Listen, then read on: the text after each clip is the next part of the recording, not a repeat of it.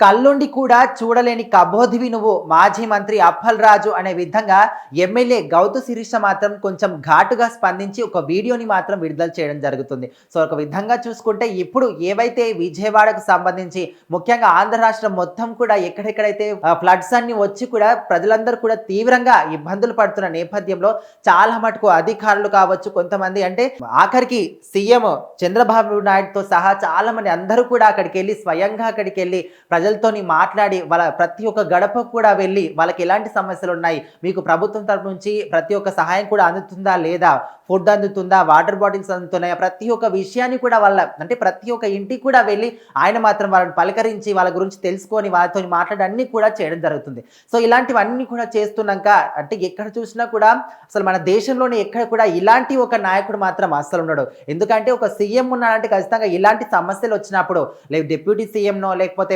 ఎమ్మెల్యేలను మంత్రులను వాళ్ళందరినీ కూడా పంపించి తెలుసుకునే ప్రయత్నాలు చేస్తూ ఉంటారు. కానీ ఇక్కడ ఆ విధంగా కాకుండా స్వయంగా సీఎం చంద్రబాబు నాయుడే 75 సంవత్సరాలు ఉన్నప్పటికీ కూడా 74-75 సంవత్సరాలు ఉన్నప్పటికీ కూడా ఆయనే స్వయంగా వెళ్ళి బోట్లలో వెళ్ళి ఆ నీళ్ళలో దిగి వాళ్ళతో మాట్లాడి ప్రతి ఒక్కటి కూడా అంటే సహాయక చర్యలు స్వయంగా ఆయన్ని కూడా చేయడం జరుగుతుంది. ఇలాంటి ఒక గొప్ప వ్యక్తి సీఎం కావడం ఆంధ్రప్రదేశ్ యొక్క అదృష్టం. అలాంటి వ్యక్తి ఇలాంటి సహాయక చర్యలు చేస్తున్నప్పటికీ కూడా అదంతా కూడా కనిపించినట్టు మీలాంటి కొంతమంది ఎవరైతే వైసీపీ నాయకులు ఉన్నారో గత ప్రభుత్వ హయాంలో అంటే గత ప్రభుత్వంలో కూడా ఇలాంటి వరదలు వచ్చినప్పటికీ కూడా పైనుంచి హెలికాప్టర్లో వెళ్తూ అందు నుంచి చిరునవ్వులు చిందిస్తూ కిందికి చూసి హాయిలు చెప్పిన మీ మాజీ సీఎం జగన్మోహన్ రెడ్డి ఎక్కడ, ఇప్పుడున్న సీఎం ఎక్కడ అనే విధంగా తను మాత్రం చాలా ఘాటుగా స్పందించి సీదిరి అప్పల్ రాజుకు మాత్రం స్ట్రాంగ్ గా కౌంటర్ ఇవ్వడం జరుగుతుంది. సో మరి ఆయన ఏ విధంగా అంటే ఓన్లీ సీదిరి అప్పల్ రాజు కాకుండా కొంతమంది వైసీపీకి చెందిన వాళ్ళు ఏ విధంగా అంటే ఇప్పుడున్న కూటమి ప్రభుత్వం మీద కొంచెం బురద చల్లే ప్రయత్నాలు చేయడానికి అంటే ఇదంతా కూడా ముందుకు తీసుకురావడానికి ఎక్కువగా ప్రయత్నాలు చేస్తున్నారు. సో ముఖ్యంగా చూసుకుంటే మాజీ సీఎం జగన్మోహన్ రెడ్డి కావచ్చు, ఇలాంటి అంటే కొంతమంది మాజీ మంత్రులు కావచ్చు, ఎమ్మెల్యేలు కావచ్చు, వైసీపీకి చెందిన వాళ్ళు సో ఇప్పుడున్న ప్రభుత్వం యొక్క నిర్లక్ష్యం వలనే ఇలా వరదలన్నీ వస్తున్నాయి, వీళ్ళు ముందుగానే సూచనలు ఇచ్చే బాగుంటేది అంటే ఈ విధంగా మాట్లాడుతున్నారు. ఒక విధంగా చూసుకుంటే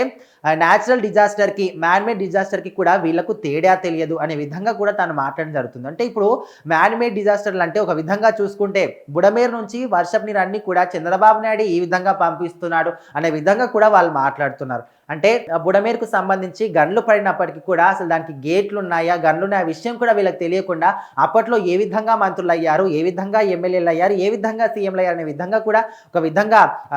చంద్రబాబు నాయుడు కూడా ఇంకో విధంగా అనడం జరుగుతుంది. సో మరి ఏదేమైనప్పటికీ కూడా అక్కడ ప్రజలకు సంబంధించి ముఖ్యంగా అక్కడ వాళ్ళకి హెల్ప్ చేయకున్నా పర్వాలేదు, కానీ ఈ విధంగా బురద చల్లే ప్రయత్నాలు అదొక సాగ్గా పెట్టుకొని మాత్రం ఇప్పుడున్న ప్రభుత్వం మీద బురద చల్లే ప్రయత్నాలు మాత్రం అస్సలు చెయ్యొద్దు అనే విధంగా అయితే గౌతు శిరీష కొంచెం ఘాటుగా స్పందించి వాళ్ళకైతే కౌంటర్ ఇచ్చింది.